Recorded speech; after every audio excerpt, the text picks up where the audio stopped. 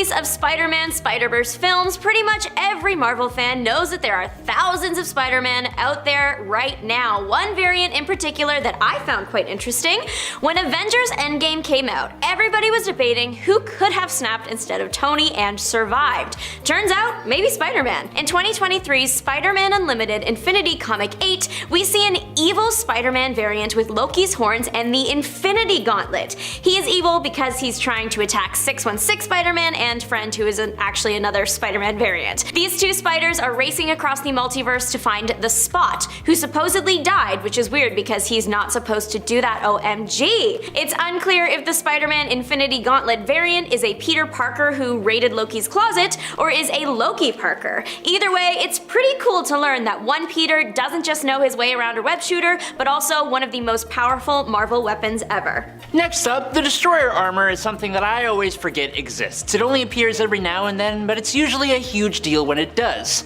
I'm so used to it only appearing in Asgardian related stories, so needless to say, when it showed up being retrofitted for an alternate reality version of the Black Panther villain Killmonger in Avengers Forever as part of the multiversal Masters of Evil, I was more than happy to be taken by surprise. We get a better picture of Killmonger the Destroyer's story in issue 6 of Avengers Forever. When T'Challa was still just a wee little baby, this version of Killmonger destroyed Wakanda, single-handedly putting the Wakandan gods under his thumb and turning the country's warriors to ash. Killmonger was traveling the multiverse from Earth to Earth, Wakanda to Wakanda, destroying every version of T'Challa that he could, except for the one that would escape to become the Sky Spider, the Vibranium Man, and eventually the Star Panther. Wolverine Pool is double cool because he is both Wolverine and Deadpool. He's got all the mercenary skills of Deadpool with all the tricked out body parts of Wolverine. I'm talking the claws and the Atom Skeleton. We know this for a fact because when he gets incinerated in Deadpool Kills Deadpool, all that's left is a very shiny clawed set of bones. Wolverine Pool has all the scars of regular Deadpool, so we can assume that he either didn't get the healing factor or it works a bit slower. But either way, the last time he was seen is in issue 3. He is not to be confused with the Deadpool Wolverine that was genetically created. Speaking of, his name is Junior, and we meet him in Deadpool The End. He is technically only seen on one page, but we do know quite a bit about him. The End is all about Deadpool dreaming up different endings for himself. One of them is a world where his and Wolverine's DNA gets mixed up. A pharmaceutical company stole the DNA of the pair to create their Wolverine pool. They got Deadpool's DNA because he took a joke ancestry test 200 years ago. The result is a semi-horrifying, very big giant of a monster, plus a bunch of regular-sized human ones. It takes both heroes to take him and all the others down, but they also get taken down in the process. And do you know how hard it is to take down a Deadpool and a Wolverine?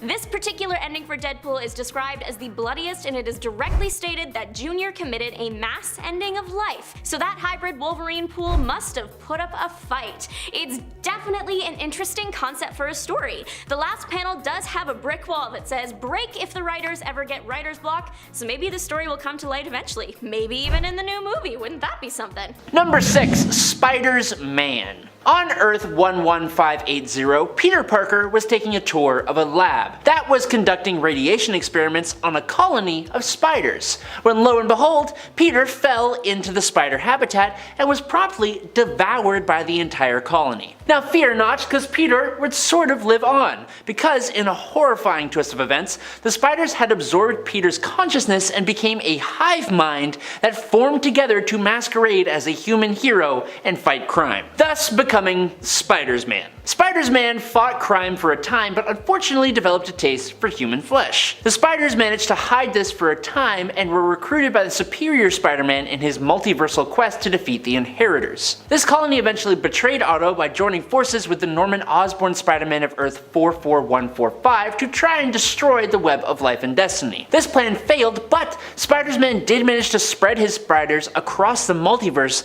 giving him an anchor in every different reality, and that is impressive. Number 5. Space Punisher Hulk. To To my knowledge, the version of Hulk appearing in the wacky Space Punisher story has only appeared in 2 comic books, but despite that, he has shown that he is completely terrifying. For starters, he is a completely separate entity from Bruce Banner, whose body is literally trapped inside of the Hulk. Hulk, while having all the powers of the Hulk, also had an extra set of arms and is quite a bit taller. He is described as a destructive killing machine, well known for destroying spaceships, brutally defeating the Fantastic Four, taking out Doc Samson with his own hair, biting straight through Sabretooth, and somehow taking out Deadpool by literally tearing his head off, which shouldn't actually work, but whatever. He defeated and ended the life of 6 Watchers single-handedly, broke the leader's back in combat, and he also ripped out Bruce Banner from his own chest. I don't even understand how that works. He is virtually invulnerable, seemingly indestructible, and invincible. He can move faster than light and pass through barriers of existence and reality. The Hulk is scary on a regular day. Space Punisher Hulk? I'll pass. Thank you. Number 4, Panda Pool. Let's go even more obscure when it comes to Deadpool alternates. Have you heard of the variant of Deadpool who just so happens to be a panda? That's the thing. We know this version of Deadpool as simply Panda Pool. Panda Pool doesn't seem to have a real name and hails from his own reality entirely, Earth 51315. So overall is an extremely niche and mysterious character. And also sadly, a very dead character. Panda Pool was taken out in the second last issue of Deadpool Kills Deadpool as he was part of the evil Deadpool Corps, the bad guys, who of course had to be defeated because that's, just how these stories go. Number 3, Little Dr. Doom.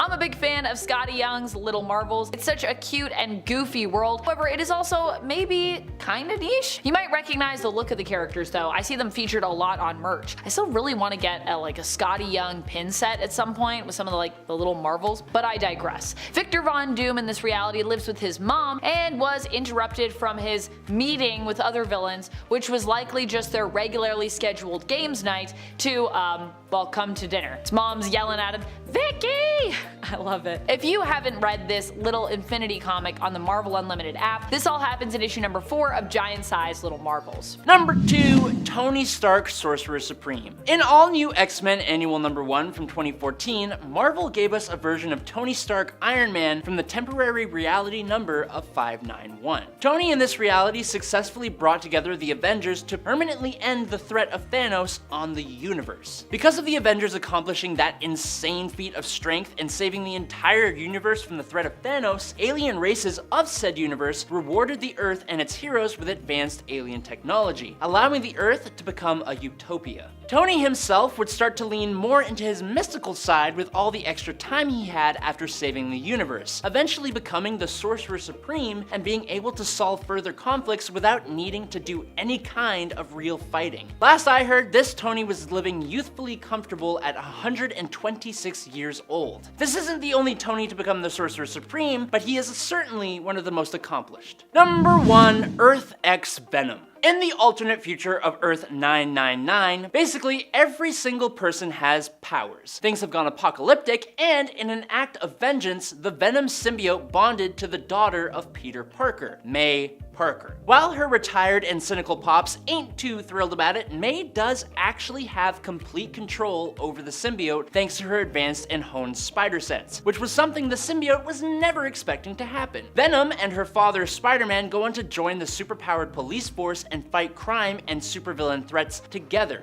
She eventually, after the death of Death itself, goes on to be recruited by Kang the Conqueror as part of a multiversal team to fight the Apocalypse Twins. In addition to her proportional spider powers, plus the enhanced spider sense, she gains all the usual symbiote powers plus a few extra, like what seems to be a rudimentary form of telepathy, and it is believed her symbiote could go on to mutate further to gain even more powers, which is a good way for Marvel to say, we can do whatever we want with this character. She's one of the coolest looking versions of Venom while also being one of the most capable. Coming in at number 10 is the Maker. Despite his heroics in the 616 universe, we got to witness a spectacular fall from grace for the Reed Richards of the Ultimate Comics universe, otherwise known as Earth 1610. The Magneto of this universe unleashed the Ultimatum Wave, which caused a tidal wave that took out thousands of people. That event, combined with the stress of the Fantastic Four breaking up and Sue Storm rejecting his marriage proposal, caused Reed Richards to completely snap and blow up his childhood home. He went on to use aliens under his control to attack the heroes and was eventually defeated and disfigured by the Human Torch and flung into the negative zone. Reed somehow returned to Earth and took on the identity of the Maker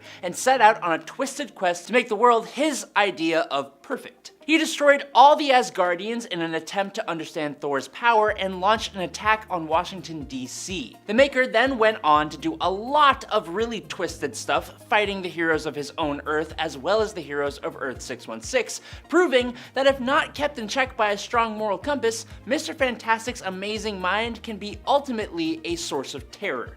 And now, he's literally recreating the Ultimate Universe by manipulating the timeline of another universe. Number 9. Ghost Spider. Spider-Gwen, or Ghost Spider, is Gwen Stacy, Peter Parker's first love interest, but from the alternate reality of Earth 65. In this reality, Gwen Stacy is bitten by the spider, granting her powers and keeping Peter Parker as some nerd, but also her initial love interest. Gwen was granted superhuman strength, speed, toughened flesh, and pretty much all the spider-based powers that the regular Spider-Man would possess.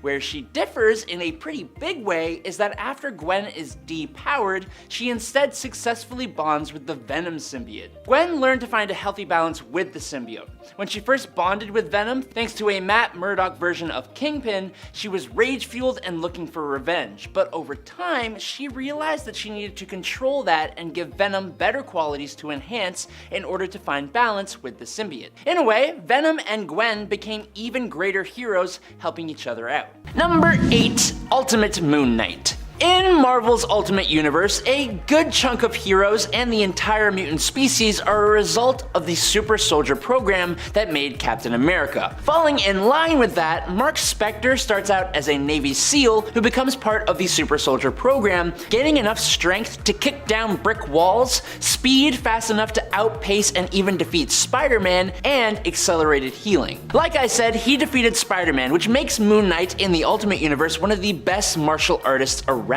The other thing about this Moon Knight, other than his inverted costume, is the fact that Spector's multiple personalities, of which there are 4, Mark Spector, Stephen Grant, Moon Knight, and Inner Child, which is a young redheaded little girl, are all aware of each other. They can communicate with each other, and hence they even coordinate to achieve specific goals, like somehow actually reviving Moon Knight from a point-blank head wound. Number 7. Universe X Moon Knight. In Earth X's storyline, Mark Spector was a ruthless mercenary who faced betrayal by his squad in Egypt, just like the original. Barely clinging to life, this Mark chanced upon the excavation site of the Tomb of Set, right by an artifact known as the Stone of Khonshu, sculpted from vibranium by the pharaoh Aram Set. As Mark drew his final breath, he unintentionally inhaled the vibranium dust from the statue, resulting in his resurrection through its mystical properties and forever binding Mark to the stone's will. Now, assuming the mantle of Moon Knight, Mark found himself cursed with immortality. However, he soon discovered that this curse extended beyond just him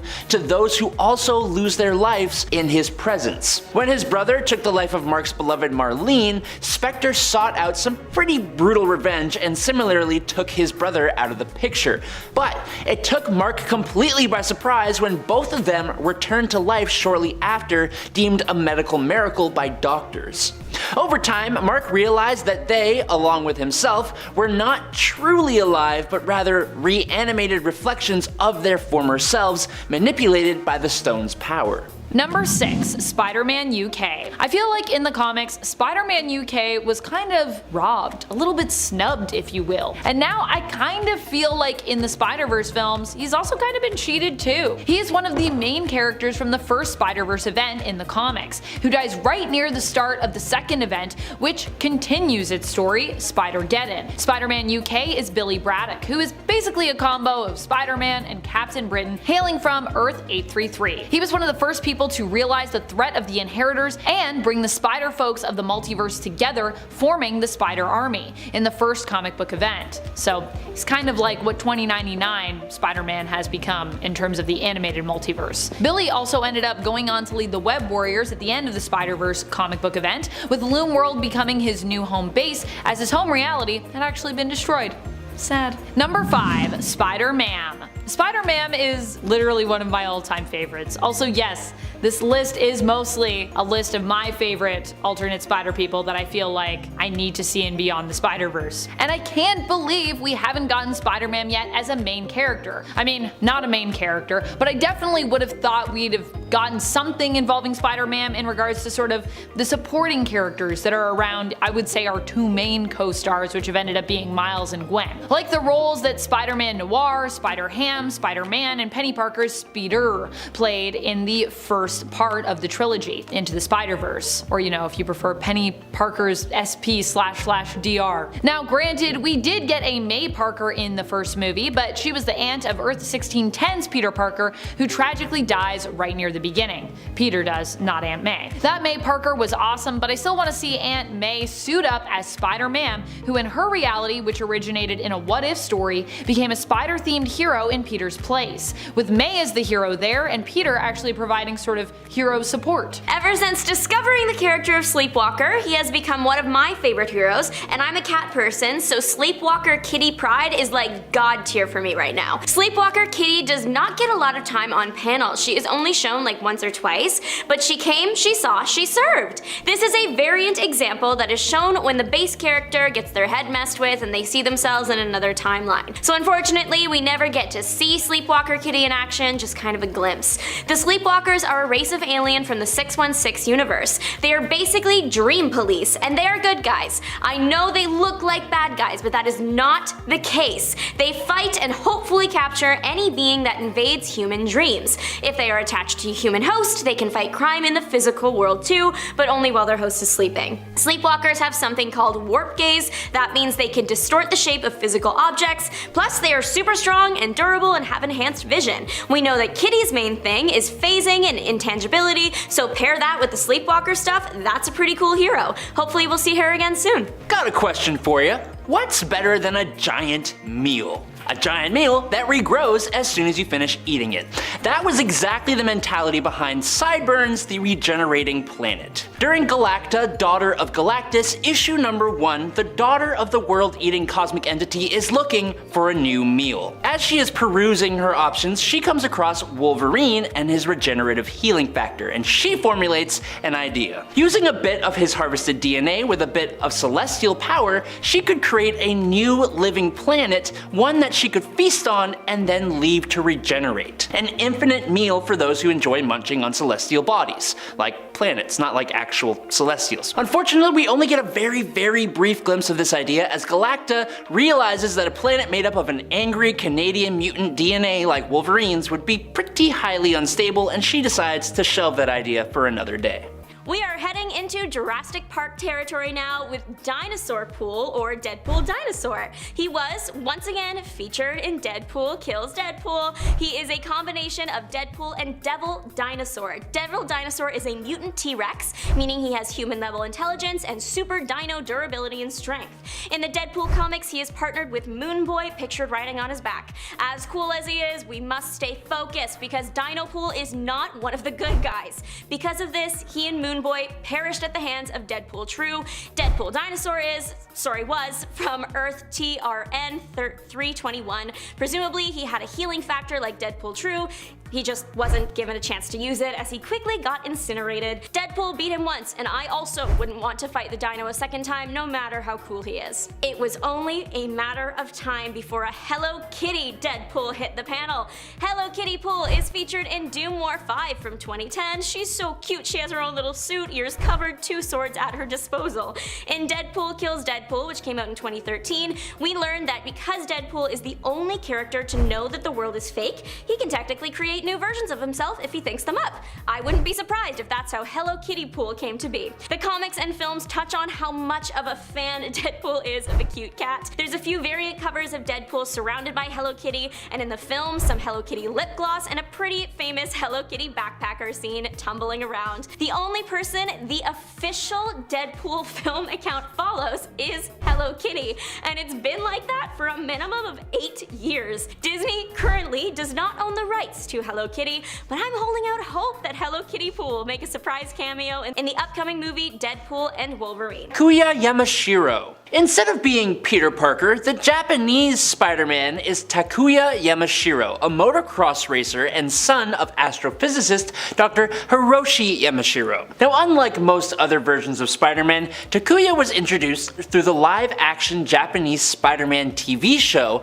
and with that, his character differs quite a bit. For starters, his spider powers are a little bit less powerful due to the budget constraints for the show, which is a hilarious reason. But don't you dare think that makes this guy a pushover. To make up for his less powerful spider powers, Takuya has a massive kaiju fighting mech named Leopardon or Leopardon, Power Ranger style, with arm rockets, an absolutely massive sword, and a boomerang. He uses Leopardon and his spider abilities to fight the Iron Cross Army, a group of suspiciously human-looking aliens from an unnamed world who are led by one Professor Monster. Now, due to his popularity and just how awesome he is, Takuya Yamashiro has become an official character in the multiverse, coming from Earth 51778, and he has appeared in comics fighting against the Inheritors alongside the Spider Army in the Spider-Verse event, and almost all the events that spun off of that. Venom. In the alternate future of Earth 999, basically every single person has superpowers. Things have gone apocalyptic,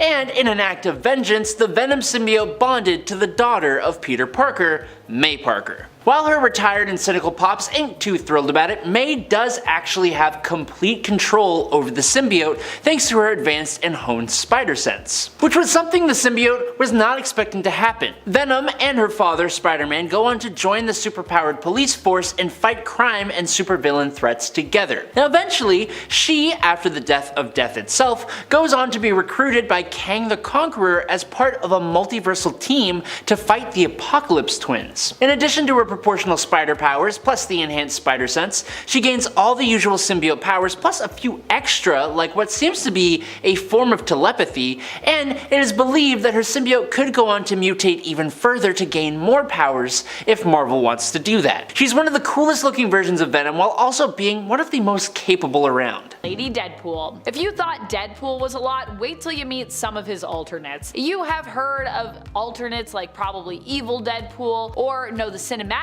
ones like Weapon 11, but what about the female alternate version of Wade? Yeah, that's right. She exists. That's a thing. Lady Deadpool's true name is Wanda Wilson, and she was one of the people that Deadpool recruited when he was forced to face off against Dreadpool, who formed a league of evil Deadpools known as the Evil Deadpool Corps, so that he might take out all the good Deadpools in the multiverse. Are you confused yet? This all went down in the comic Deadpool Kills Deadpool by Colin Bunn and Salva Espin, although Lady Deadpool actually first appeared in Deadpool Merc with the Mouth issue number 7. Number 7. Strange 2099. We all know of Spider-Man 2099, and some may even have heard of the 2099 version of Ghost Rider or Punisher or even Captain America. But what happened to the mantle of Doctor Strange in the future? Sorcerer Supreme. Well, he does have an alternate future self too, but she is lesser known. Her name is Jeannie, and she is the Sorcerer Supreme of Earth 928, the 2099 reality, or one of them anyway. She initially was just playing around with magic and attempted to create an illusion of a Lovecraftian horror, but instead actually summoned one? This horror killed her brother, and she would also end up somewhat possessed by a demon herself. But none of this would stop her from becoming Sorceress Supreme. Yeah, she held this title even when she was possessed. Number 6. Wagnerine.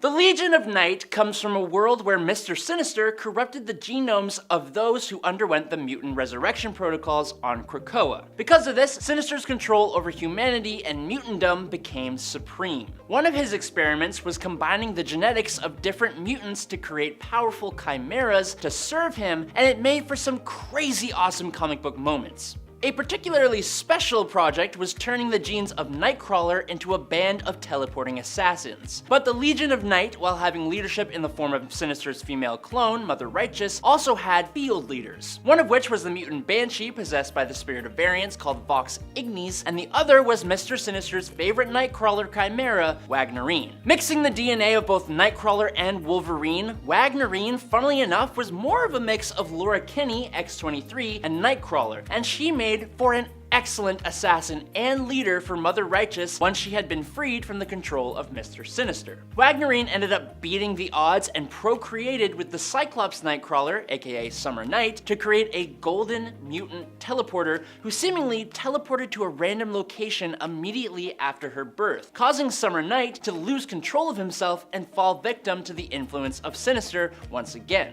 Eventually, it was revealed that Mother Righteous had actually taken the child, and when that was revealed to Wagnerine, she defected. Now 900 years later, she was finally able to bring down Mother Righteous and go on to try and live a life with her golden little baby. Number 5, Ultimate Spider-Man. The Ultimate Spider-Man comic run is considered by a lot of people to be one of the absolute best Spider-Man runs ever. Being one of the best things to come from writer Brian Michael Bendis, Ultimate Spider-Man revamped the origin of the Spider-Man character for modern audiences in the 2000s, but also made Peter Parker even younger. The story follows the original story pretty closely, with only minor tweaks and changes that make it even better, like the fixes made to the Clone Saga story or even the changes made to the Venom symbiote. The Earth 1610 comic book run had one writer at the helm, which really helped to maintain consistency throughout the story, whereas Earth 616's Amazing Spider-Man carried on for 50 years and had many writers coming in to build the story, unfortunately giving it areas that kind of lacked to some degree. Ultimate Spider-Man took a great idea and then ran with it, building up an incredible cast of characters and injecting a great deal of emotion and heart into the story as it took familiar ideas in crazy new directions.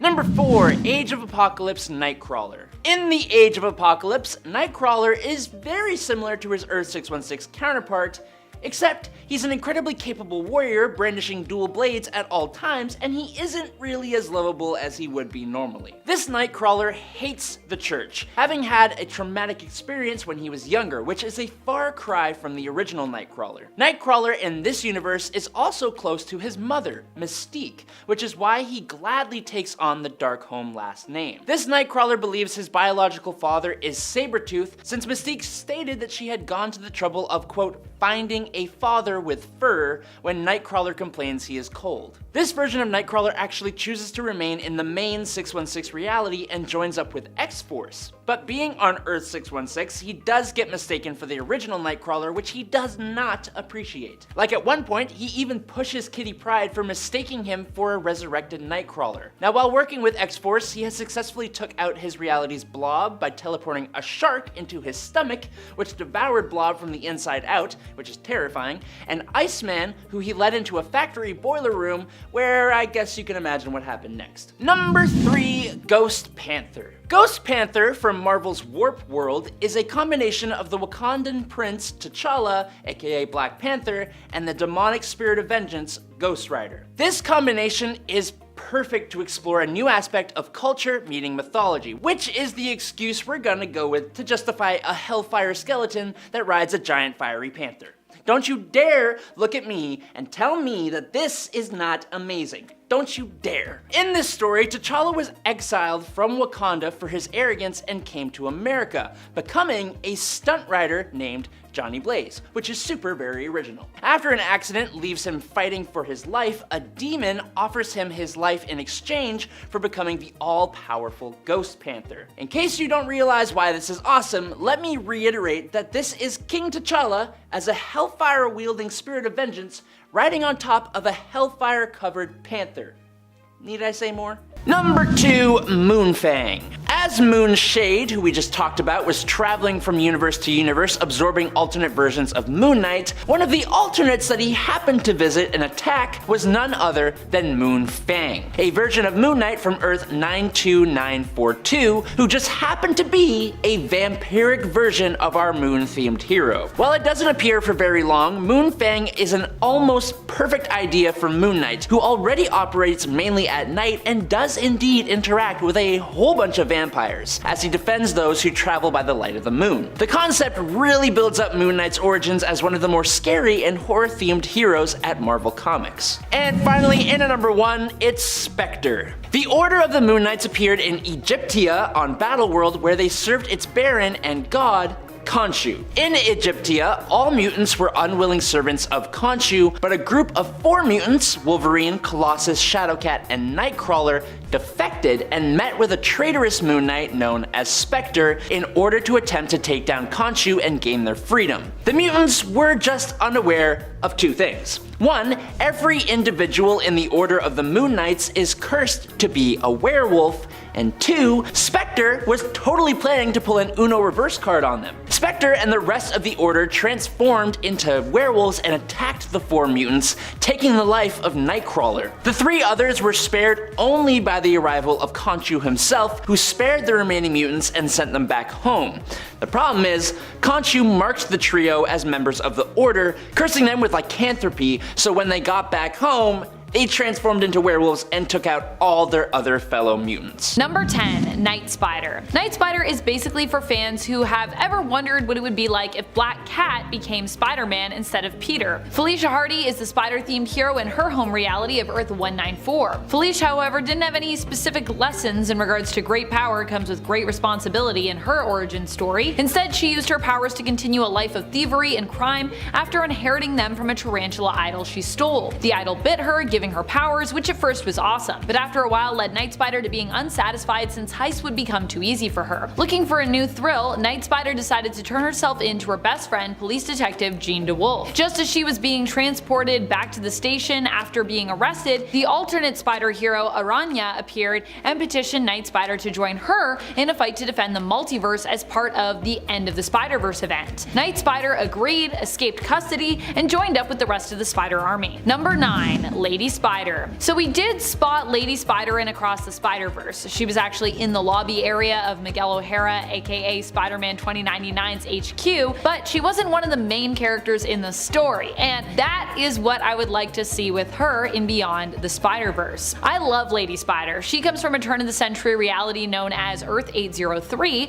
Her father, I believe, was an inventor, and Lady Spider herself became one too, building her own costume complete with spider harness and also web shooters. Honestly, this is a character I have wanted to cosplay for some time. I'm gonna do it eventually. I don't know how that harness is gonna happen, but I'll figure out a way. I just love her whole look. Lady Spider, while being an alternate version of Spider-Man, is also technically an alternate version of Aunt May somewhat too. Her civilian name is actually Maybelle Riley. And friends, before we move on to our next spot on this list, if you love what we do here at Top 10 Nerd, and if you love when we talk about Spider-Man and Spider-Man related stuff, be sure to check out our Spider-Man playlist. King Killmonger would travel on his ship alongside his War Panther mercenaries, using his destroyer armor to level entire cities and even entire planets. There was this one really bad time when Ultron conquered the Earth in the year 2420. We're not there yet, but soon, so please be prepared. You have to watch out for a particular virus. Sorry if I'm giving you flashbacks, but this virus is Loki. See, when Ultron conquered the Earth, he needed control of Thor, so Ultron created a sentient nanovirus that Loki was the model for. It worked, and the Loki virus infected Thor and had no plans of leaving until it was evicted by 2 other Thors. Dr. Doom has entered the picture and brought a bunch of heroes from across the universes and timelines and time periods to defeat Ultron. 2 of these heroes were past Thors. They put a bunch of lightning in the infected Thor, expelling the Loki virus. Thor, now having control over himself, destroyed the virus. These events happened in New Avengers Ultron Forever 1 from 2015 if you want to check it out.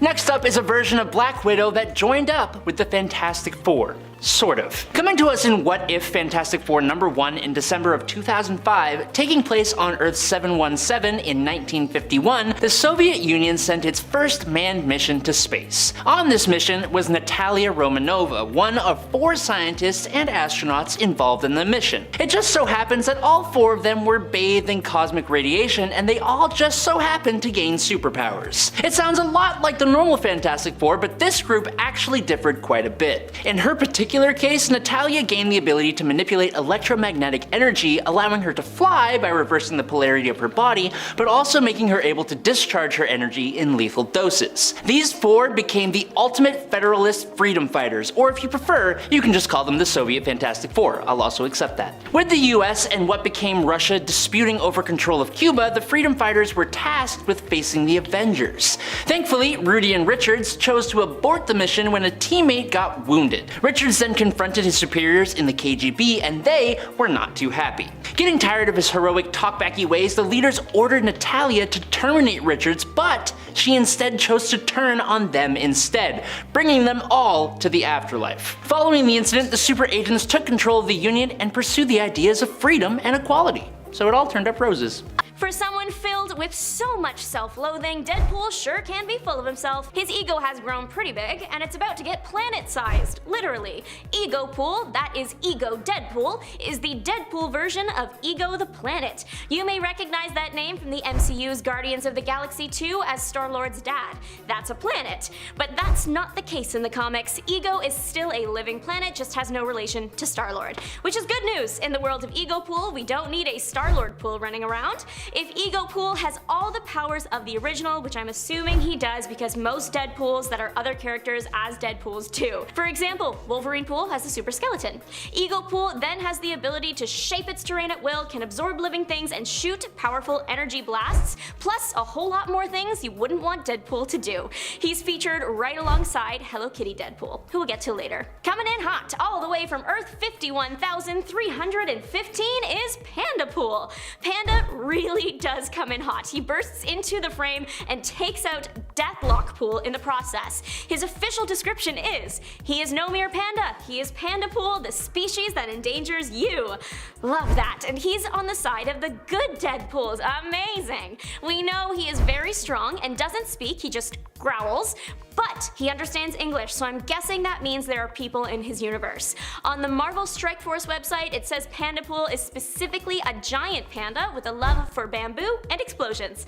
Pandapool can fight. He goes on a mini mission with Deadpool and takes out a bunch of other evil pools on the way. Which, do you know how hard it is to successfully take out a Deadpool again? Personally, I've never done that, so I wouldn't know firsthand, but it looks really hard. Panda heads into the nexus of all realities with Deadpool true, and the good Deadpools fight the evil ones. Pandapool puts up a great fight, taking out I think Whalepool, but he doesn't make it in the end. It's very tragic. Deadpool true has a movie moment screaming no at the sky while Squirrel Pool and Bird Pool fight in the back. It's beautiful. Panda Pool, you will be missed. Number 4, Novar. Now, to be completely fair, this is not a variant of one character, but he is someone who has held the same title as another hero, and he does come from an alternate universe. Created by Grant Morrison and J.G. Jones, Novar is a Kree from the alternate reality of Earth 200080, and I'm just gonna say, he's weird.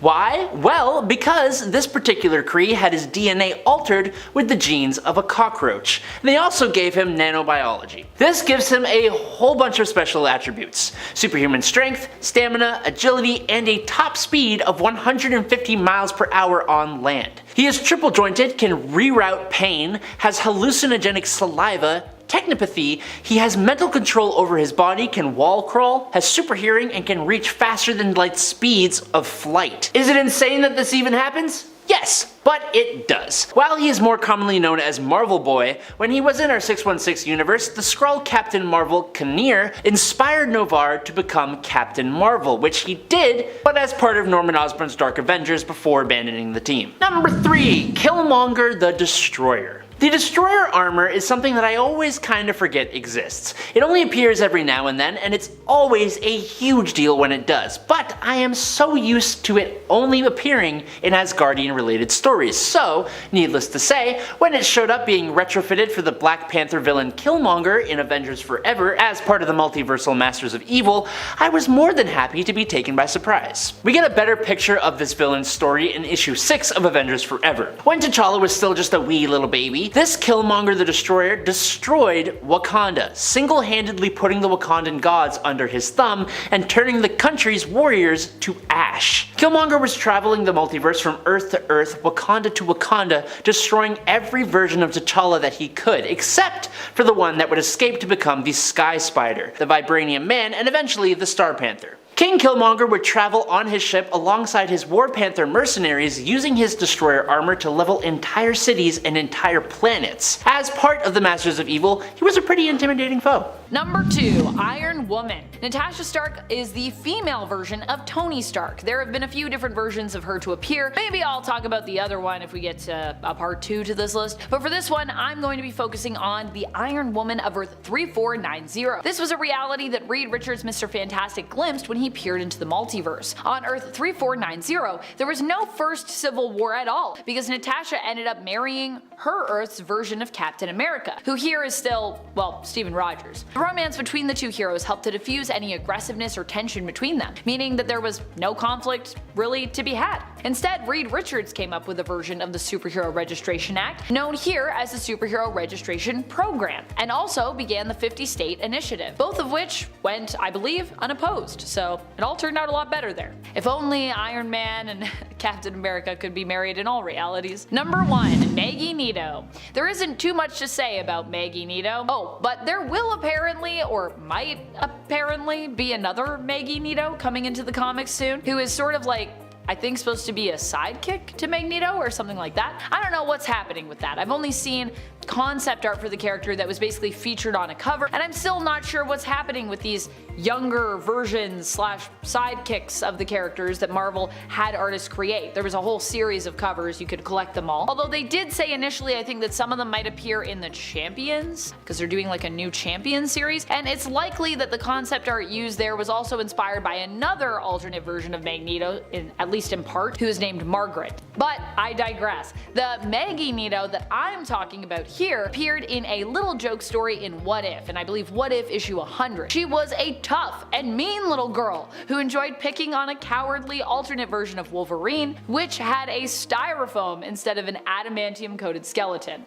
Hence why Maggie Nito as a little girl, it was so easy for her to pick on Wolverine. Number 10. Intelligent Design God Hulk. What If Planet Hulk. Most comic book readers, and especially fans of Marvel and the Hulk specifically, know of the storyline where the Illuminati banished the Hulk from Earth to send him to another planet. He ended up crash landing on Sakaar and becoming a gladiator turned liberator turned ruler of the planet until his ship self-destructed, taking out his family and bringing him back to Earth with a vengeance that no guilty person was safe from. What if Planet Hulk ends up asking the question, what if the Illuminati's banishment had hit its original target? In this story, Hulk lands on an incredibly peaceful and serene planet instead of Sakaar. And sure, he goes a bit ragey at first, but he eventually realizes the planet is inhabited by a race of peaceful creatures. Over long periods of time, the Hulk helps this race to evolve and become a thriving civilization. They end up viewing the Hulk as their god, and he basically acts as one that leads them to wealth and prosperity. It's one of the few Hulk stories that doesn't end in tears, and I'm more than happy to talk about it for that reason alone. Number 9. Dark Claw. So,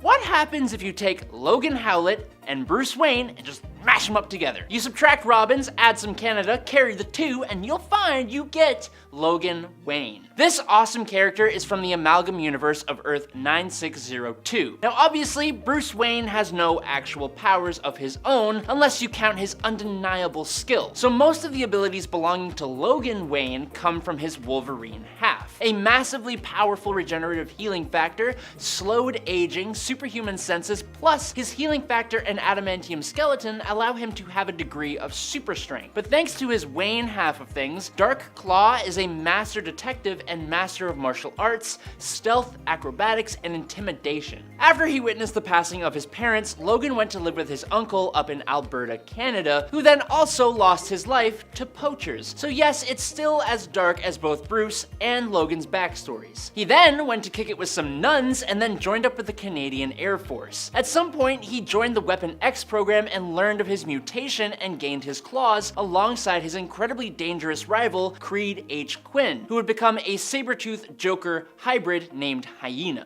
Logan Wayne would go back to New Gotham City, where he decided to avenge his parents' and uncle's deaths by donning the costume and name of Dark Claw. If you like this list so far, make sure to drop a like, and to check out part 1, where we covered 10 more awesome Marvel variants better than the originals. Number 8, King Thor. It goes without saying that Thor, Odin's son, being a literal god, has an incredibly long lifespan. His father Odin is millions of years old, and Thor is meant to eventually exceed his dad as the new Allfather. In the alternate timeline of Earth 14412, he successfully does that. During the War of the Realms in this universe, Thor sacrificed his eye to obtain the knowledge to defeat Malekith the Accursed, and was made Allfather of Asgard. Now at some point, Thor eventually left Asgard and joined Omnipotent City's Ministry of Interdeity Justice, meaning Thor became a cosmic god cop, preventing wars among various pantheons and arresting gods that broke their godly laws. After spending some time as a sentient planet, assisting Sorcerer Supreme Daemon Hellstrom, surviving in the frozen jungles of Jotunheim, falling in love with a frost giant, and having a few kids, Thor returned to Asgard and inherited the power of the Allfather from Odin, renaming it the Thor Force. It was after all those countless years that Thor's brother Loki instigated the annihilation of all life on Earth, just out of spite. But Thor still carried on, with the loss of his friends and comrades causing Thor to become a stern and cynical ruler, just like Odin was before him. Funnily enough, Wolverine also survived this long as well. I don't know how, but he did. Number 7, General James Howlett. Speaking of Wolverine, in the second volume of Extreme X-Men, joining a team of multi-dimensional mutants that hunt down evil Professor Xaviers across dimensions is a much different version of Wolverine. Hailing from the reality of Earth 12025, this version of our feral mutant is the Governor General of the Dominion of Canada and Viceroy of Her Majesty's expedition to Shangri-La. He is like a version of Wolverine who is also mixed with President Theodore Roosevelt. General James Howlett is an adventurer and hero alongside his partner and lover, the demigod Hercules, or Heracles, however you want to say it. These two shared a love that was built after years and years of working together, and their bond was so strong that Hercules gave James a super cool upgrade in the form of a skeleton made of adamantine, which is a godly golden metal even stronger than adamantium,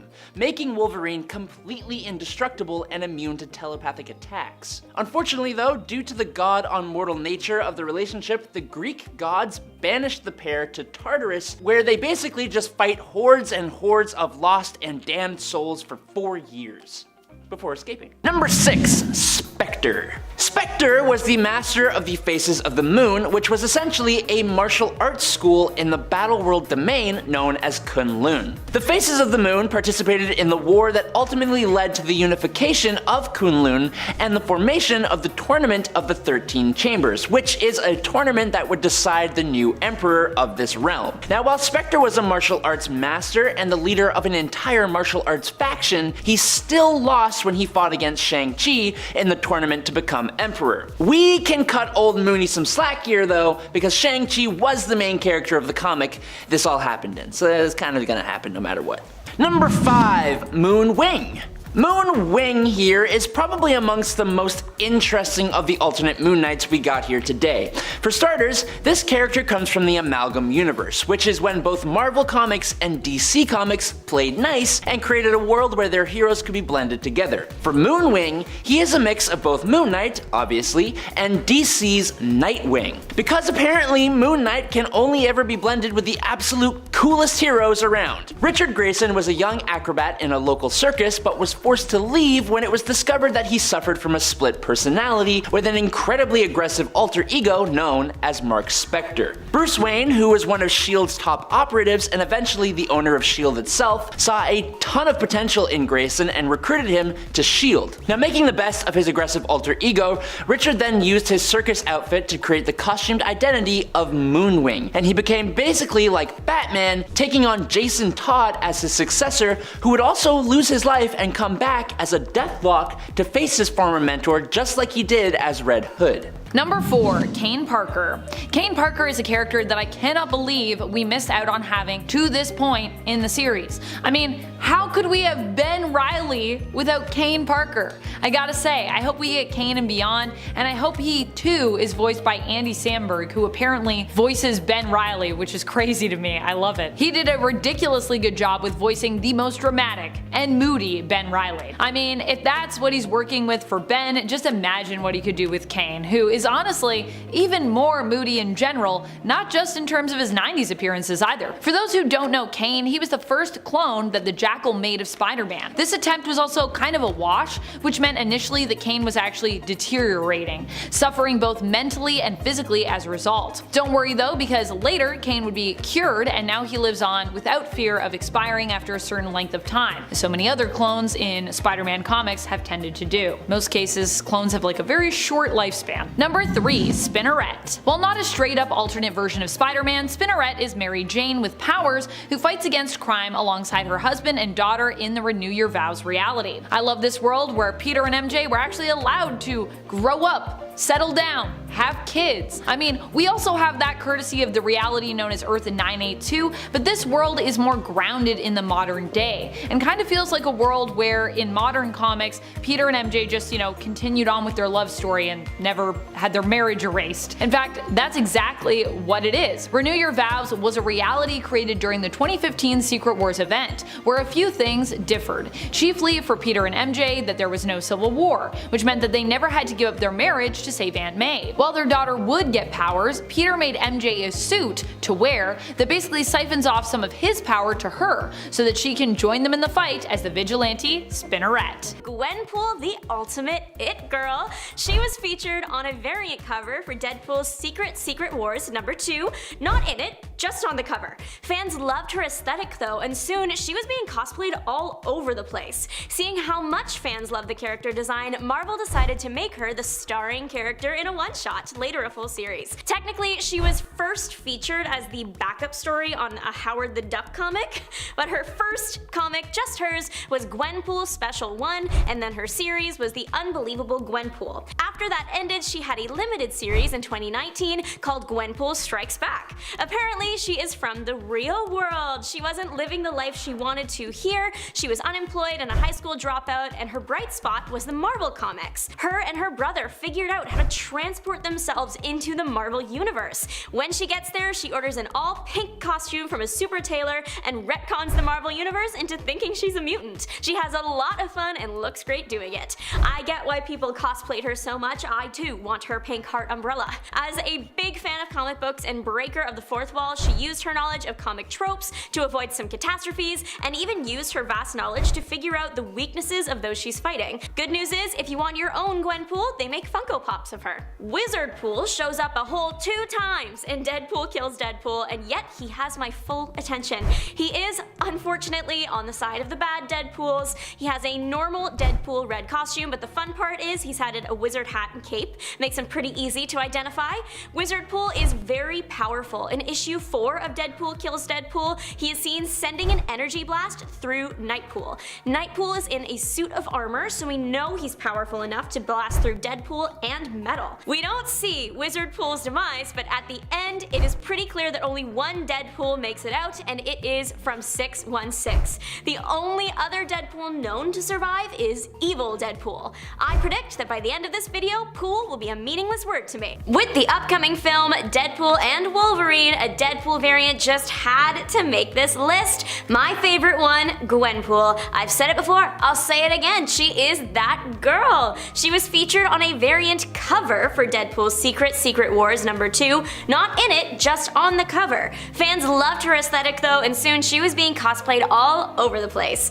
Once Marvel caught wind of how much fans loved the character, they decided to give her a spotlight in the form of a one-shot and later some full series. Technically, she was first featured as the backup story on a Howard the Duck comic, but her first Gwenpool comic was Gwenpool Special 1, and then her series was The Unbelievable Gwenpool. After that was done, she had a limited series in 2019 called Gwenpool Strikes Back. Gwenpool is from the real world. She wasn't living her best life here, but her bright spot that was Marvel Comics. Her and her brother figured out how to transport themselves into the Marvel Universe. When she gets there, she orders an all-pink costume from a super tailor and retcons the Marvel Universe into thinking she is a mutant. She has a lot of fun and looks great doing it. I understand why people cosplayed her so much. Gwen's obsession with comic books turns out to be her superpower. She uses her knowledge of comic tropes to avoid some catastrophes, even using her vast knowledge to figure out the weaknesses of those she's fighting. So she's keeping the Deadpool staple of breaking the fourth wall.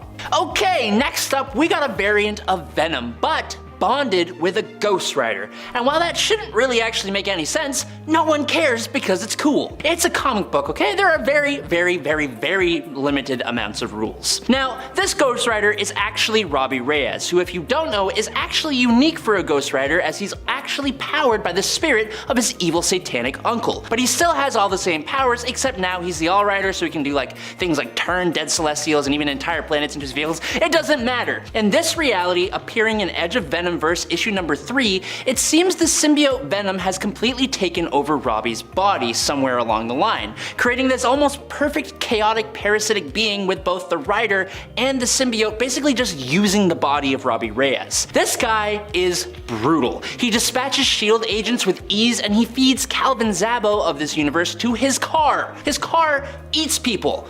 What's up with that? It is cool though, and terrifying at the same time. This Host Rider also has an ability called the Penance Kiss, which is very much like the Penance Stare, only with his mouth. Determining people's guilt or innocence and then pretty much just consuming their soul literally. I can't help but imagine what his voice sounds like. Probably, I don't know actually. I can't imagine what it sounds like. They're brutal, they're ruthless, they look amazing, they don't make much sense because fire and symbiotes don't mix, but who cares? They are Host Rider. They're mutant. Unlike almost any other version of the Scarlet Witch, Scarlet Warlock was a male version of the crazy powerful character from Earth 127 appearing in Exiles issue 85 from 2006. But if he wasn't already powerful enough with the usual abilities possessed by the Scarlet Witch, which are a lot, he was also combined with this world's version of Wolverine, Magneto, Quicksilver, and Mesmero to become Brother Mutant, when he attempted to use his magics to imbue Magneto with Wolverine's adamantium skeleton. Now, Brother Mutant became a single entity with all their combined powers, and he went a little bit nuts, vowing to end the life of every non-mutant on the planet Earth. Multiple teams of alternate versions of Wolverine were sent to this alternate Earth to try and correct the mistake that was Brother Mutant even existing, and almost all of these Wolverines failed. The last group of Wolverines, alongside the Exiles themselves, were able to finally bring him down, eventually. In the second volume of Extreme X-Men, joining a team of multi-dimensional mutants that hunt down evil Professor Xaviers across many dimensions, is a much different version of Wolverine. Hailing from the reality of Earth 12025, this version of our feral mutant is the Governor General of the Dominion of Canada, and Viceroy to Her Majesty's expedition to Shangri-La. He is like a version of Wolverine who is also mixed with President Theodore Roosevelt. General James Howlett is an adventurer and hero alongside his partner and lover, the demigod Hercules, or Heracles if you prefer. These two shared a love that was built after years and years of working together, and their bond was so strong that Hercules gave James a super cool upgrade in the form of a skeleton made of adamantine, a godly golden metal even stronger than adamantium, making Wolverine completely indestructible and immune to telepathic attacks. Unfortunately, due to the god-on-mortal nature of the relationship, the Greek gods did not approve and banished the pair to Tartarus, where they fought hordes and hordes of lost and damned souls for 4 years straight. Number 6. Zenpool 2099. There's also an editorial named Deadpool 2099, but technically both Deadpool 2099 and this version of that character are known in canon as, well, Deadpool. For this point, we are talking about a future version of Deadpool's daughter, Ellie Camacho, aka Ellie Preston. She was the adopted daughter of Emily Preston, and I believe is still the biological daughter in this alternate reality of Wade Wilson's Deadpool, I think. Her stepsister, Warda, is known as Deadpool 2099 in this reality and is kinda evil, whereas Ellie is like a good version of Deadpool. She fought to avenge and help her father regain control over Warda, who was his daughter that he hadn't known that he'd actually had with his ex-wife Shikla. In this reality, Ellie has resurrection powers, so when she would die, she instead regenerates to the body of a teenager, but her mind remains intact and is not reverted, so she's just like really old in her mind but young in her body. Number 5. Old Man Spider. So weird seeing Ezekiel Sims in the Madam Web trailer, considering I had completely forgotten the role that he played in the main continuity, other than I guess his involvement with Silk, which I always remember, and keeping her, you know, in a bunker for most of her life. That's the part that always sticks with me, but the rest of it I always forget about. When I think of Ezekiel Sims now in the comics, I usually actually think first of his variant, actually, Old Man Spider. Perhaps it's because the reveal of who Old Man Spider was so just surprising when it happened. Old Man Spider is an alternate version of Spider-Man from Earth 4, who ends up joining forces with the Spider Army to defeat the Inheritors, and in fact try to warn the other heroes in the Spider Army of how great of a threat they faced during the Spider-Verse event. He was killed early on, but revealed his secret identity to the main continuity Spider-Man of Earth 616 on his deathbed. Number 4. Ultimate Loki. Loki Laufey-san in the main Marvel universe is a pretty dastardly devil. He's always got schemes on schemes and is just doing what gods of mischief best, using his sorcery. But he's also somewhat redeemable. The Loki Odinson of Marvel's Ultimate Universe, however, is kind of just a madman, but one with the ability to warp reality. He could retcon history into anything he desired by either creating events that never happened or erasing events as if they never happened. He could create copies of himself, change the color of the skies, render himself near impervious to harm even from Thor's hammer, and summon armies of monsters. One of the first things this Loki does while a member of the Warriors 3 alongside Thor and their brother Balder is visit his giantess mother, steal the Norn stones, and completely take the life of his brother Balder. He then took on the guise of Baron Zemo during World War II and led an attack on Asgard with frost giants and some super soldier Germans that he created. This got him banished to the room without doors, just like he planned. He was eventually freed from the room, and unlike his brothers who had been reborn as mortal men, Loki was still a god, and an incredibly powerful one. He would be one of the main threats faced by the Ultimates when they formed up, but was eventually depowered by Odin. Number 3. Spider-Man 2099. Instead of getting bitten by a radioactive super spider, Miguel O'Hara's DNA was biologically mixed with a spider's DNA to save his life after he was forcibly hooked on a not far off future substance by his own employer. If that sounds convoluted, well, yeah, but it also sounds right at home in a comic book. Although the process of gaining his powers differed from Peter Parker, Miguel was still granted many of the same abilities at a pretty similar level. One thing that differs largely is Miguel's spider sense. He doesn't have one. Instead, Miguel has advanced super senses similar to someone like Daredevil or Wolverine. Miguel also has some abilities that are just wholly unique to him. For example, he possesses an incredible level of super speed as well as telepathic communication abilities, both of which are really freaking cool. He also has fangs and claws on his fingers and toes that he can use in combat. On top of all those powers though, Miguel is from the year 2099, which means that he naturally has a much more advanced set of technology at his disposal. But it's not just his powers that make him better. The Spider-Man 2099 story is awesome, but you'll have to do the reading to figure that out for yourself. Number 2, Punisher Max. Punisher Max was an adult comic, and for a guy whose main thing is ushering people to the pearly gates, it makes sense that this setting suits his character best. Removing the Punisher from all the costumes and superpowers of the regular Marvel universe and dropping him right into an America facing the early days of the War on Terror, it kicked off with the CIA trying to recruit Frank, which sets off a violent political game. This Frank Castle was a veteran of the Cold War, running Black Ops alongside Nick Fury in Vietnam, and he is not someone you want to mess around with. Like, he lights out Microchip during the first storyline just for helping the CIA to even find Punisher. His enemies here are also much more threatening and scarily realistic compared to anything that Earth 616 has thrown at the Punisher, with a big shout out to Barracuda specifically. Another former soldier just as ruthless and skilled as Frank is. Punisher Max shows the very real physical and emotional damage that Frank Castle's crusade would cause him in real life, obviously honestly with a tiny suspension of disbelief that comes with it being a comic book. If you choose to give it a read, just be warned, it is extremely graphic. Number 1, End of Time Doom. Earth 14412 is home to a variant of Dr. Doom who refers to himself as the Fist of Iron, the Starbrand Supreme, and the Master of Mystic Vengeance. This is End of Time Doom. In this reality, King Loki had destroyed all of humanity, with Doom being one of the few survivors. This gave Doom the opportunity to infuse himself with the powers of Iron Fist, Starbrand, the Sorcerer Supreme, and Ghost Rider, making him practically a god. King Thor and his 3 daughters, the Goddesses of Thunder, restored life to the earth, and Doom showed up conveniently to conquer it. He completely owned the 3 daughters of Old King Thor, and he was only stopped when Old King Thor, who wielded the Thor Force, was also empowered by the Phoenix Force. It's such an epic version of Dr. Doom, of which there are honestly very many, but this one is my favorite.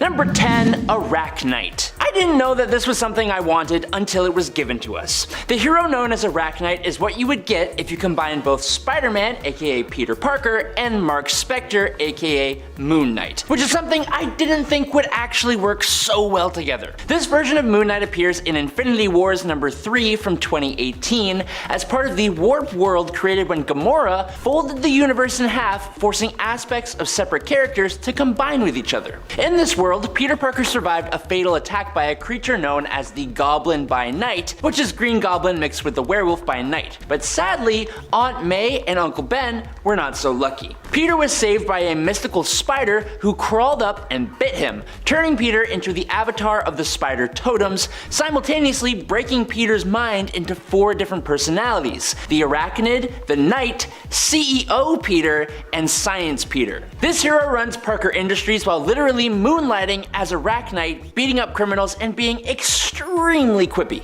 Number 9, 2099 Moon Knight. This Moon Knight makes her first appearance in the one-shot 2099 Manifest Destiny, and followed that by appearing in Spider-Man 2099 number 14, teaming up with the other vigilantes to hide in the Sanctum Sanctorum from the enforcers of the Anti-Powers Act. Now, one of the first things you may notice about this Moon Knight is they are actually female. Tabitha here is, interestingly enough, actually from the moon. In this future timeline, the inhuman city of Atalan is home to both the Inhumans, but also a large population of Earth humans. Tabitha is their protector. Among the things that make Tabitha so cool as Moon Knight is that she also possesses the Soul Sword, and a powerful version of it too. With the sword, she can remove demons from possessed people and can deflect and permanently disrupt powerful magical spells. With this sword, plus the advanced technology from 2099, including her super sweet armored suit, Tabitha doesn't really require the supernatural powers given to Mark Spector by Khonshu.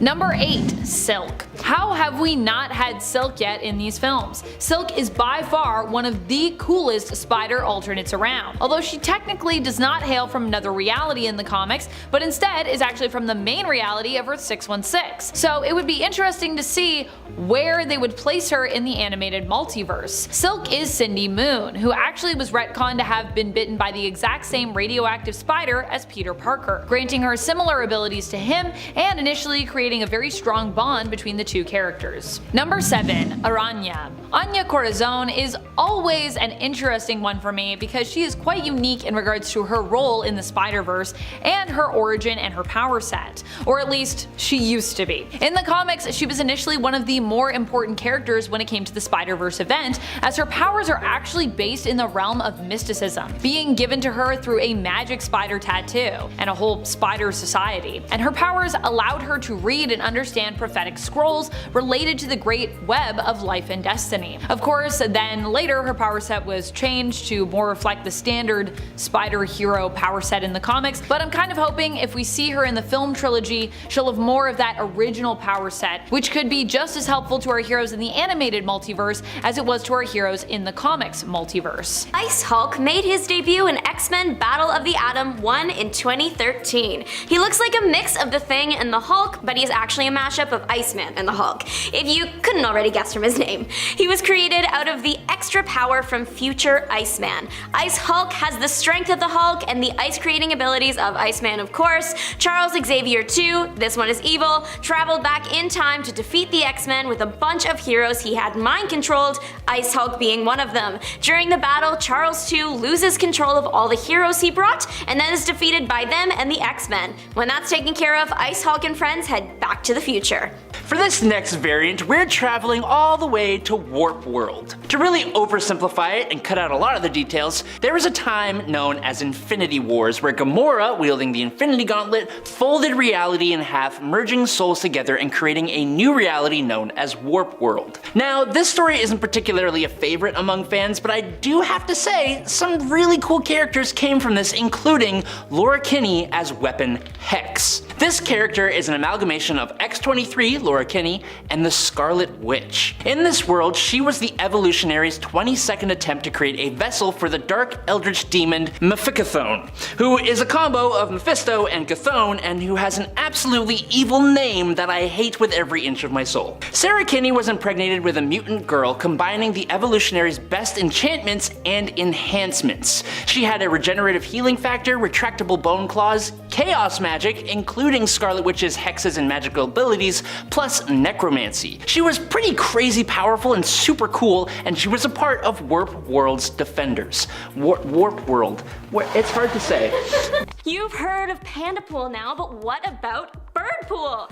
Popular Deadpool variant Dreadpool enters the nexus of all realities, a cross-dimensional gateway that gives you access to everything, every reality, even the realities between realities. So unsurprisingly, you might meet some weird versions of yourself. In this case, Dreadpool, who is Deadpool, but a Deadpool that wants to kill everything, saw himself as a bird. Birdpool is small but mighty. He's got a little mask on and a rocket on his back. He was one of the many Deadpools, and Deadpool fights Deadpool, and was last seen fighting Squirrelpool. We know that at the end of it all, the only pools left were evil and dead, so I don't think the bird made it. He was a snitch though. The phrase a little birdie told me about him. He relayed the info about where the other Deadpool army was to Dreadpool. I've been calling him Birdpool, and that might not even be his name. The little guy went unnamed, so fans have assigned the name based on the Deadpool naming style. Pandapool, Dogpool, etc. In Dogpool's universe and Pandapool's universe, we think there are people. Just Deadpool is a dog.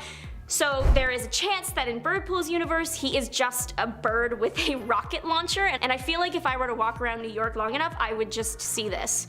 I will admit that Beard of Bees you may have seen before, because he's appeared twice. The first was in 2010's Deadpool issue 1000. In this issue, Hot Pants Zeus creates a bunch of Deadpool clones to fight each other, average Zeus activities. Beard of Beespool gets a panel to himself showing him off as one of the many new Deadpool clones. After the Deadpool brawl, we don't see Bees again, so he's presumed dead until 2013 when Deadpool Kills Deadpool comes out. He is in issue 2, and this time actually doesn't make it out. Confirmed hit on him, we see it with our own eyes.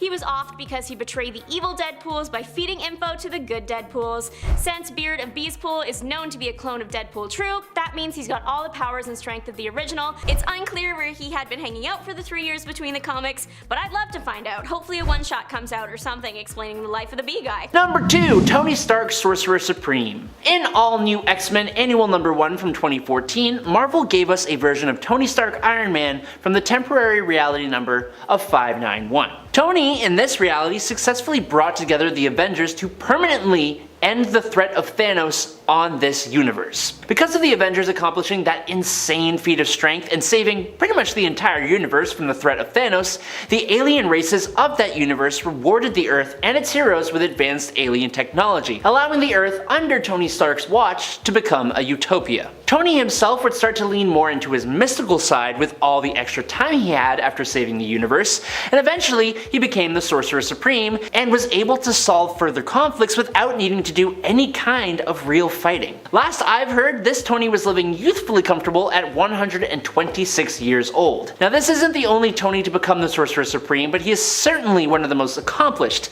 yet he's only actually appeared 6 times in total, and he only shows up for tiny little moments here and there. And finally, in at number 1, it's Mar-Vell of Earth 9997. In this universe, Mar-Vell of the Kree is pretty similar to his 616 counterpart, only after passing on, he found himself in the realm of the dead. Now this is an insane story with a lot of moving parts, but essentially, Mar-Vell ends up recruiting the other dead heroes of the world to a crusade against death itself, all the while being reborn on Earth and collecting powerful artifacts and even destroying the Kree Supreme Intelligence, which bolstered his army in the realm of the dead. Eventually, he defeats both Thanos and Death herself and creates a paradise for the dead in the negative zone. But that creates a whole bunch of problems as he realizes the living can no longer pass away now, so he restores Death. It's truly insane. Mar-Vell had the power of eternity, meaning he basically had limitless power, but also for a time,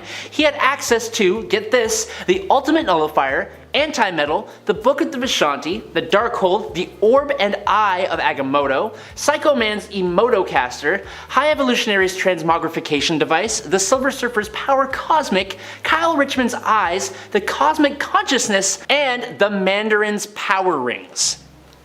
Insane. Number 10, White Phoenix. This one comes from What If Astonishing X-Men issue number 1. In this What If, Emma is merged with the Phoenix by Cassandra Nova, and ends up becoming a force of evil following the return of Jean Grey. After Jean returns, it turns Emma's life upside down, and she feels like she is losing Cyclops. Jean, however, senses that something is wrong, feeling the presence of the Phoenix. While she alerts the other X-Men and they attempt to free Emma from the Phoenix's influence, Cassandra is whispering in her ear for Emma to hold on to the power lest she lose it all to Jean, who we know the Phoenix prefers. In the end, Kitty Pryde manages to take down Emma, being forced to kill her to stop her, but only after the X-Men suffer massive, and I mean massive, casualties. Honestly, it's a brutal reality, and one where the Stepford Cuckoos are also used and disposed of by Emma. Harsh, as they are the ones who were initially holding on to the dormant fragments of the Phoenix. And friends, before we move on to our next spot on this list, if you love what we do here at Top 10 Nerd, why not consider clicking that subscribe button? That way you don't miss out on any of our good old nerdy content. Number 9, Golden Sponge Cake Spider-Man. Golden Sponge Cake Spider-Man is one of my personal all-time favorite weirdo versions of Spider-Man. I love him so much. What is his thing? Well, he hails from the Hostess snack ads. So his whole thing is basically defeating villains with delicious Hostess snacks. The real tragic thing about Golden Sponge Cake Spider-Man is that he no longer is alive in the comics. The real tragic thing about Golden Sponge Cake Spider-Man is that he was killed in the comics. No! Sadly, he was one of the multiversal Spider-Men to be defeated when Morlun and the Inheritors started attacking the Spider Totems across all realities. What is a Spider Totem? If you're wondering, it's basically an alternate version and also the main versions of Spider-Man. It's just like a technical term that's used in the comics to refer to superheroes who were fated to become spider-themed heroes. The Inheritors are energy vampires who devour totemic energy, which means that Golden Sponge Cake Spider-Man ended up as their prey and victim ultimately. Not all Spider folks fell during Spider-Verse or Spider-Geddon, but when Golden Sponge Cake Spider-Man fell, I thought to myself, oh, we lost one of the good ones. Fortunately, recently in the comics, he was brought back to life during the events of End of the Spider-Verse. So, yay! Number 8. Number 8, Earth Ascani Apocalypse. As some of you may know, Apocalypse and the mutant Nathan Summers, aka Cable, have a lot of history together. When Nathan was a freshly born little bean, he was infected with the techno-organic virus by Apocalypse as a test of his worthiness to become a host for Apocalypse. When the X-Men fought off Apocalypse and recovered Nathan, Cyclops begrudgingly agreed to send Nathan away to the future with the hope of him being cured. Earth 4932, or Earth Ascani, is that future. Taking place in the late 36th century, where Apocalypse ruled the entire Earth, when Nathan arrived, he was immediately cloned just in case he could not be saved. When this Apocalypse found out that Nathan was in the present, he sent out his forces to capture Nathan, but he had actually taken the clone instead. That clone would be raised up by Apocalypse with the hopes of him becoming the next host body for Apocalypse himself. Apocalypse named this clone Strife after a villain who fought him in the modern day, who was actually an adult Strife strife, which really confuses things, doesn't it? Since his current body had grown old and feeble, Apocalypse raised Strife to be extremely powerful as he planned to transfer his consciousness and power into Strife's body. Now, the real Nathan, who was being raised to be Cable by Jean Grey and Cyclops in this future world, ended up disrupting Apocalypse's plan, with the teenage Cable defeating this old and decrepit Apocalypse in combat. Number 7,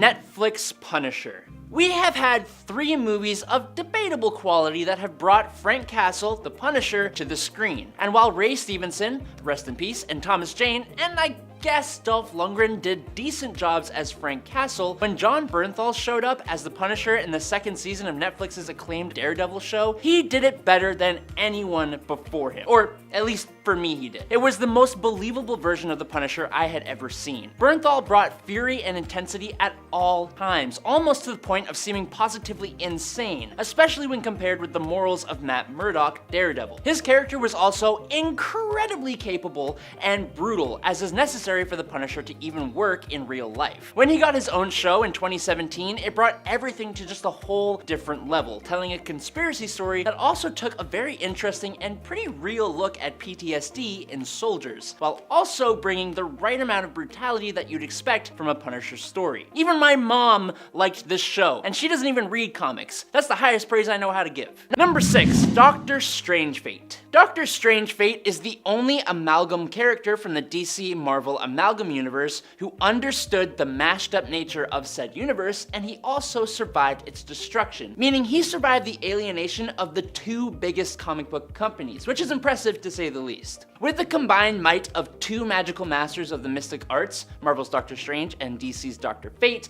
combined with a little extra Marvel's Professor X special sauce, Amalgam's Charles Xavier toes the line between hero and villain to protect his universe. After saving Naboo, the Ancient One, Xavier was trained in the mystic and martial arts. In addition to being the world's supreme sorcerer, Strange Fate was also the world's most powerful telepath, putting him at a crazy level of power, and he was even able to sneak into Strange's consciousness and convince Doctor Strange to recreate the Amalgam universe as a pocket dimension. Number 5, Old Man Logan. In the alternate universe where we are introduced to Old Man Logan and Old Man Hawkeye, everything is in shambles. It's an apocalyptic wasteland, and all because the villains, under the leadership of the Red Skull, had coordinated a massive attack on the world's superheroes, leaving only a very, very few alive. Logan himself was tricked into wiping out every single member of the X-Men, and while that is tragic, I do have to say it's incredibly impressive. Impressive or not though, it drove Logan mad with grief and he vowed to become a pacifist. He retired to a quiet farming family life, letting the world go to hell around him. But we need a story, so that cannot fly. Eventually being short on money and needing to help his family, he joins Hawkeye on an adventure across America to deliver a briefcase of super soldier serum. After he goes on this grand adventure, defeats the Red Skull and returns home, the Hulk gang had completely wiped out his family. This is when he finally gets to pop his claws for the first time since the story begins. He wipes out the entire gang and eviscerates the Hulk himself, and then eventually finds his way to the main Marvel universe. Another version of him even gets the powers of Venom as well, which is super cool. Number 4, AD 3167. In this alternate reality, which appeared in Extraordinary X-Men number 11 from June 2016, Apocalypse showed up in the 21st century, bringing with him the Great Trials. This event saw the end of entire civilizations and races on Earth and left only the Atlanteans, the Inhumans, an AI race known as the Stark Self, the Wakandans, the Mystics, and the Maloids, and they all lived under Apocalypse's rule on Omega World. This was a huge structure composed of bubble worlds that preserved what little remained of Earth after Apocalypse's ascension. The part that will blow your mind is that Omega World itself, the entire structure, is Apocalypse. He still had a human form that essentially functioned as the Omega World's heart, keeping the whole place functional. At the same time, his horsemen functioned as Omega World's antibodies, being sent out to cleanse the structure of anything that could harm their master. One of these horsemen was a female Moon Knight who was granted telepathic immunity and one of the coolest Moon Knight costumes I've ever seen.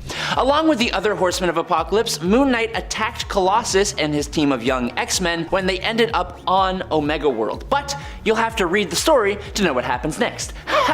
Number 3, Moonshade. As the only variant who comes from the main Marvel universe, Moonshade is actually an alien doppelganger of Moon Knight proper, who was created by the evil doppelganger of Adam Warlock known as Magus, or Magus, I say Magus. Moonshade teamed up with a doppelganger of Franklin Richards, and they slipped away, attempting to absorb the full life essence and powers of main Franklin Richards. Unfortunately for them, they were pursued by Moon Knight, who was able to stop them from absorbing all of Franklin's powers. However, Moonshade took what power they had absorbed, used it to wipe out the Franklin doppelganger, and began to travel to alternate universes, attempting to absorb the power of all Moon Knights from across the multiverse. This all took place in the Infinity War event and in Mark Spector Moon Knight number 42, and it shows us what could have been the most powerful version of Moon Knight ever. Luckily though, he was defeated. Number 2, Spiderling. Like her mom and her dad, Spiderling is also a hero. If you haven't guessed yet, we're talking about Peter and MJ's daughter from the reality of Earth 18119. The Renew Your Vows universe. Here, Spiderling is Anna Mae Parker, named after both MJ's and Peter's aunts. Anna Mae's nickname is not Mayday, but instead is Annie. And Annie actually wasn't their only daughter that they had. In this reality, they also had another daughter who was named May, presumably would have been this universe's Mayday, but May tragically was lost to them before Annie was ever born. As Spiderling, Annie has powers similar to her father's, which we also know he shares with her mother when they're both suited up, but her spider sense is actually more powerful than her dad's, giving her the ability to have visions of future events before they happen. She also has a strong connection to the web of life and destiny as the pattern maker, allowing her to manipulate the web to forge stronger connections and even use it to make mystical armor. Number 1, Superior Spider-Man. I mean, come on. Tell me you don't want to see Superior Spider-Man at some point in this universe. Definitely would love to see him as like one of the supporting characters here. Doc Ock is a character that I love from the comics, and his time as Spider-Man is straight up iconic and one of the most interesting Spider-Man stories we've had in the modern day. Now, the only thing for Beyond the Spider-Verse is that we don't know too much yet about Dr. Octopus in this reality, but that doesn't mean we couldn't get to know him and also see his own alternate self as Spider-Man incorporated into the story in this final part of the trilogy. I mean, Superior Spider-Man was a pretty key figure when it came to both the Spider-Verse and Spider-Geddon comic book events, so I think that makes sense. Also, we all know who Doc Ock is, so I don't think they really have to do a lot of exposition. Just have to be like, this is Doc Ock, he's got octopus arms, he's got a story, anyways, in this universe he's Spider-Man. There, I wrote it. It's done. Put it in.